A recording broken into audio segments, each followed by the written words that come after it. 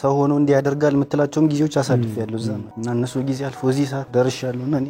ያሳለፍኩትን ጊዜ ሳስበው ነው እንትን የሚለኝ የሆነ ባልጠበቅኩትና እንትን ባላልኩት አጋጣሚ ነው የሆነ ዝቅ ስል ስነሳና መንቀሳቀስ አቃተኝ ወደ ሆስፒታል ሄጄ ቼክ ስደረግ ትርፍ አንጀት ነው ተባለ ሰርጀሪ ተሰቼ ቆየው ምናምን ነገር ባዮፕሲ የሚባል ምርመራ አለ ናሙናዋ ከወጣች በኋላ ያቺ ናሙና ምን አለች ምን አለው ምናምን የሚለውን ቼክ ለማድረግ ጥቁር አንበሳ ይላካል ልክ ለካ ባዮፕሲ ውጤቱ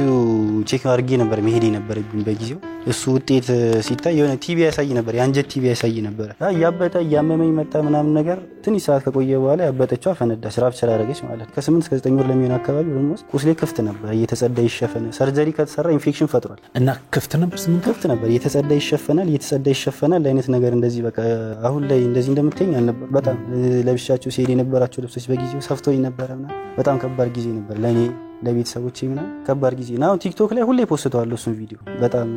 ፈጣሪ ያረጋልኝ ለነገር ለኔ ብዙ ስለሆነ ሰዎች ምንድነው ይሄን ቪዲዮ ደጋገምኩ አይነት ነገር ይሉ ለኔ ከባድ ጊዜ ነበር ያ ጊዜ በጣም ኦልሞስት በቃ እንደዚህ ወደ ጂጂጋ ሄጄ እንደዚህ ባልታመም ኖሮ ደግሞ በህይወትም አልኖርም ነበር ከዛ የባሰ ችግር ያጋጥመኝ ነበርና የስለት ልጅ አይነት መባል ልጅ ነበር